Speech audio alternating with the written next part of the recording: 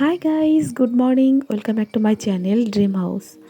তো আজকে দেখো সকাল সকাল একটা নতুন ব্লগ নিয়ে চলে আসলাম তোমাদের সাথে। আজকে একটা কি শেয়ার করছি দেখো। এখানে বারান্দায় যে এখানে বসি একটু, এখানে বারান্দাটা একটু নোংরা হয়ে গেছে। সবসময় সব কিছু পরিষ্কার করা হয় না। এখানে সকাল সকাল আমি এখন ঘুম থেকে উঠে পড়েছি। এখন বাজে হচ্ছে 6টা। ঘুম থেকে আমি 5টার সময় উঠেছি। চাটা খেয়ে ব্রাশ করে চা খেয়ে নিয়েছি, মেয়েদেরও হরলিক্স করে দিয়েছি। এখন এই বারান্দার গ্রিলের এখানটা একটু ঝাড় দিয়ে নেবো। আগে ফার্স্ট জিনিসগুলো আমি পরিষ্কার করে নিয়েছি। আগে যেসব ছিল ছড়ানো ছিটানো, যে যার মতো রেখে দিয়েছিল। এখন এখানটা ঝাড় দিলেই শুধু হয় না, এখানে আমি একটু ক্লিন করে নেবো ভালো করে। ডিপ ক্লিনের প্রয়োজন আছে, কারণ ধুলো জায়গায় জায়গায় জমে থাকে। একটু সার্ফ জল দিয়ে নিলাম তাতে। আর হচ্ছে কি যে আমরা ডলি, একটা জালি হয়, সেই জালিগুলো পুরনো যখন আমরা ফেলে দিই, সেই জালি একটা নিয়ে নিলাম। বলতে পারো ডলা যে খোসাগুলো যেগুলো হয় মার্কেটে কিনতে পাওয়া যায়, সেগুলো যখন আমরা আর ইউজ করি না, বাতিল যেগুলো, সেটা রেখে দিয়েছি আমি একটা। ওটা দিয়ে ভালো করে আমি ডলে নিলাম গ্রিল। আর কোনায় কোনায় দেখবে জালিটা যখন দিয়ে নিচ্ছি তখন নোংরা কত বেরিয়ে আসছে। খুব সুবিধা হয় এই জালি দিয়ে গ্রিলটাকে ভালো করে পরিষ্কার করে নিলাম আমি। ময়লা তাড়াতাড়ি কেটে যাচ্ছে যেহেতু ডিটারজেন্ট দেওয়া আছে। ফাঁকে ফাঁকে জল দিয়ে নিচ্ছি আমি।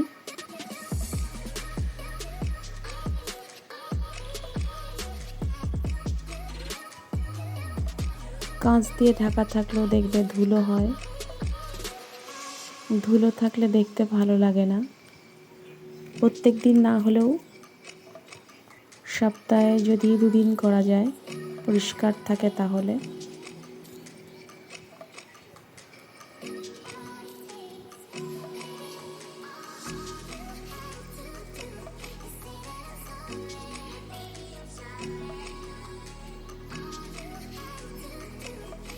কাঁচের ভেতরে যে শাটারগুলো থাকে তার মধ্যেও নোংরা জমে যায়। জল ঢেলে একেবারে সেটাও পরিষ্কার করে নেওয়া যায়।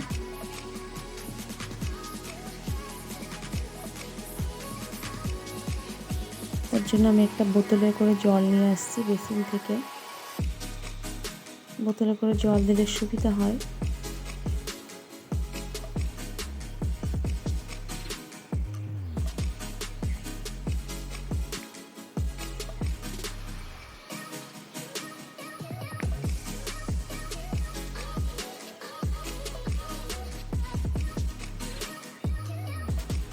এইভাবে পুরোটুকু আমি ক্লিন করে নেবো। আর জল ঢেলেই দেখো, জলটা ঢাললেই যেহেতু ভেতরে জল আসে না, বাইরের দিকে চলে যায়, সেহেতু ভালোভাবে আমি ক্লিন করে নিলাম। এবার শাটারের ভেতরে আমি জল ঢেলে ঢেলে একটু আঙুল দিয়ে দিয়ে পরিষ্কার করে নেবো। পারলে একটা দাঁত মাজা ব্রাশও নিতে পারো তোমরা।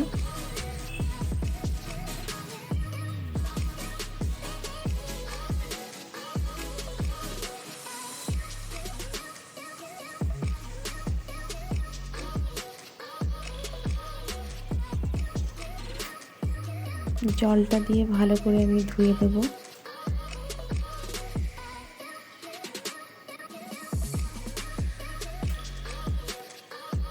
যেটা কিনা শুধুমাত্র কোনো কাপড় দিয়ে মুছলে পরিষ্কার ভালো হতো না, ডিটারজেন্ট দিয়ে ভালো করে। এবারে আমি ঘরের অন্যান্য কাজগুলোও সেরে নেব। দেখতে পাচ্ছ বইয়ের তাক কীরকম হয়ে গেছে। তার মধ্যে খাতা বই আলাদা করে, নোট যথারীতি জায়গায় আমি রেখে দেব। দৈনন্দিন কাজ যেগুলো থাকে সেগুলো আমি পরপর সেরে নেব। সকাল থেকে উঠে এগুলো আমার রোজ ডিউটিতে থাকে।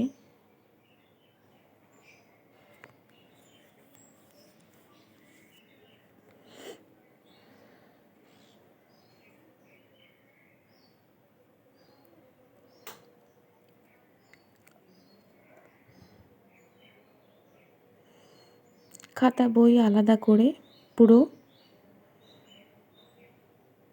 বইয়ের জায়গাটা আমি গুছিয়ে ফেলবো।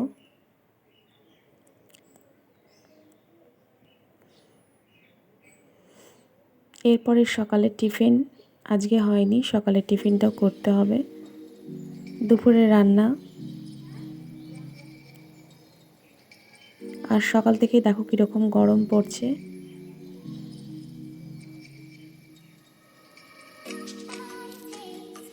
সব কিছু ক্লিন করে এবারে মুছে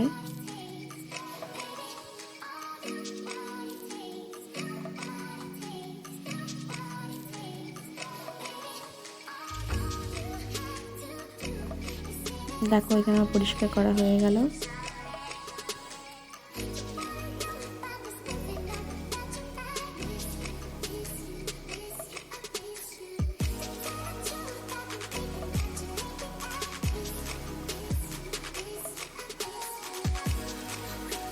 আয়নার কাজটাকে পরিষ্কার করে রাখলে মুখটা দেখতে ভালোই লাগে।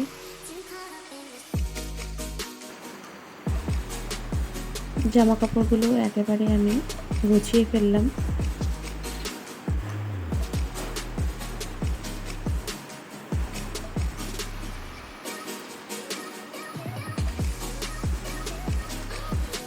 ফুলগুলো আমার হাজব্যান্ড তুলে রেখেছিল, সেগুলো আমি ঘরে এনে রেখে ঘরটা এবার ভালো করে ঝাড় দিয়ে নেব।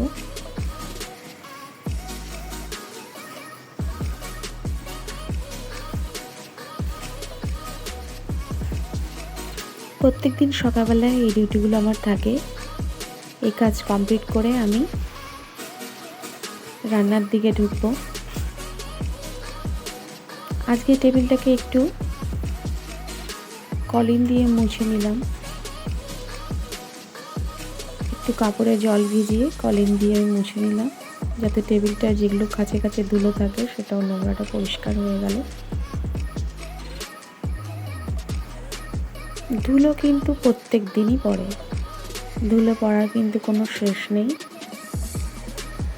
এরপরে আমি অন্যান্য কাজ সেরে এসে একটু পাস্তা বানিয়ে ফেললাম সকালের জন্য টিফিনে। পাস্তাটা রেডিমেড, কোনো সবজি আনা ছিল না যেহেতু ঘরে, সেহেতু একটু ম্যাগি মশলা নিয়ে এসে কাঁচা লঙ্কা, গোলমরিচ আর উপর থেকে সরষের তেল ছড়িয়ে পাস্তাটা আমি তৈরি করে ফেললাম সকালের টিফিনে। কিছু না থাকলে আমি এইভাবেই করে ফেলি, খেতে যেটা টেস্ট লাগে।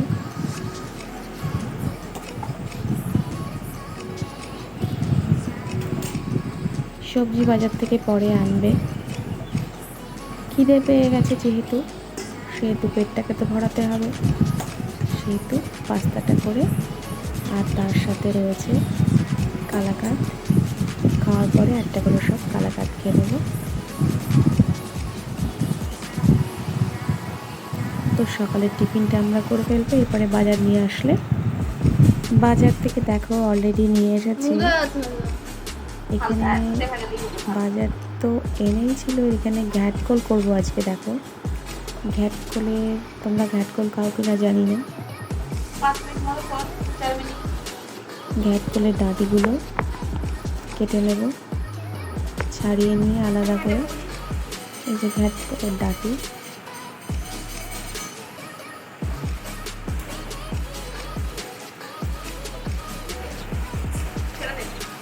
আর এখানে ঘ্যাটকলের পাতা বাটা, যেটা আমি মিক্সারে আগে ঘুরিয়ে নেব। পাতাগুলো ভালো করে ধুয়ে নিয়ে তারপরে দেখো কালো জিরে, রসুন, কাঁচা লঙ্কা কুচি দিয়ে ভালো করে কষিয়ে